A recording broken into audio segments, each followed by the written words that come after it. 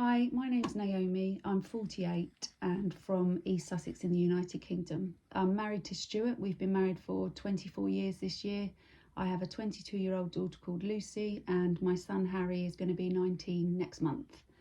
In December 2023, I was brushing my teeth and a bit of toothpaste fell on my right breast. And I remember just wiping it away as you do. And as I did that, I thought, oh, I felt something there. So got my husband to feel it because I thought, oh, he'll reassure me. It's just, a bit of fatty tissue or something. Or maybe I'm feeling it and he can't feel it. And he just felt it and went, oh, that's massive. So he didn't really give me the reassurance I was looking for. But I had a lump there 9 years previously and been through the breast cancer pathway and was told that it was fine. So I didn't panic immediately because I thought, oh, it's that same one. But Christmas came and went, and in January 2024, I thought, still playing on my mind, I need to get that just checked for reassurance. So I went to the GP. She had a feel of it, said she didn't think it was anything to be too concerned about, but she put me on the 2-week pathway. So turned up at the breast clinic. They gave me a mammogram, they gave me an ultrasound, and then they gave me a biopsy, and they put a metal marker, a clip in, so that they could identify the area that was of concern. So biopsy was taken.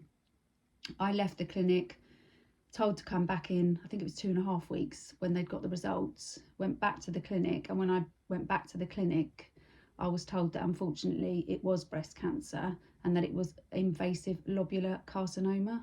Well, I'd never heard of any, I just assumed that if you got breast cancer, you had breast cancer. That was it. There was no different types or subtypes. But it turned out that there is a big difference. So only 15% of cancers are lobular in breast cancer. Most of them are ductal. So they said that because of the lobular nature of my breast cancer, and they explained that it grows in sheets, so it goes across your breast. So I was very fortunate that it had formed a lump, that they wanted to do an MRI just to check that it wasn't in the other breast and that they could have a better look at it with contrast dye. So 2 weeks later, I went, had the MRI with contrast dye. The surgeon phoned me about 6 days later and said that unfortunately when they'd done the MRI, they'd found 3 other areas of concern in that same breast, and they were the size of grains of rice. So they wanted me to come back to the breast clinic. They'd do a biopsy at the breast clinic with a mammogram or an ultrasound.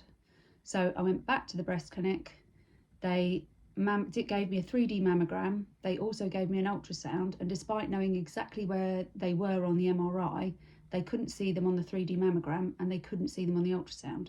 So at that point, they said that I was going to have to go to Northwick Park to have a MRI guided core biopsy.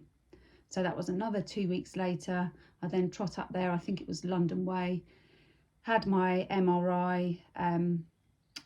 They put you in the machine, pull you out, and you have to stay still. Your breast is put into a grid system, and they can see on the screen exactly what areas your suspicious areas are.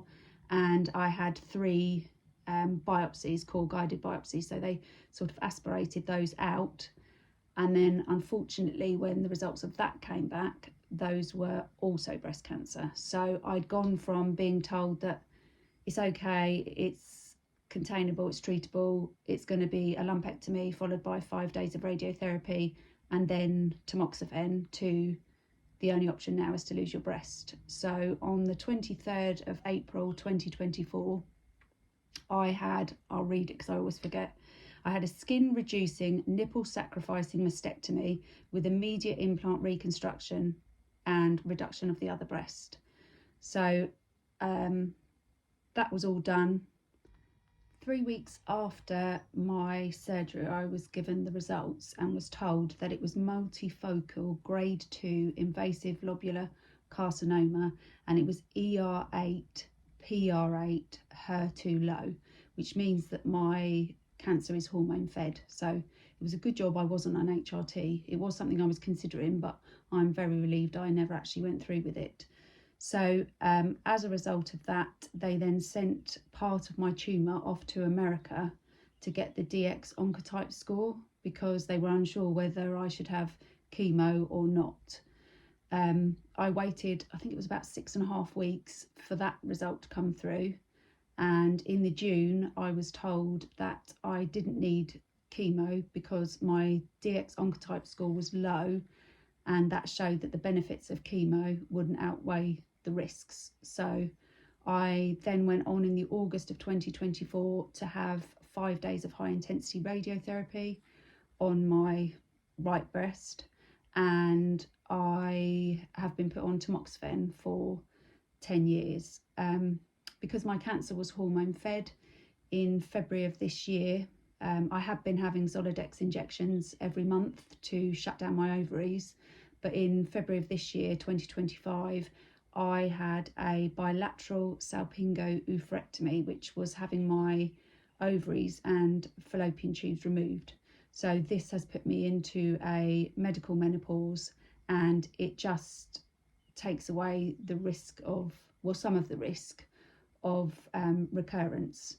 So I had that done in February. I have another appointment in July where, because I'm postmenopausal, I've got to have a bone scan, and they'll then consider putting me on letrozole.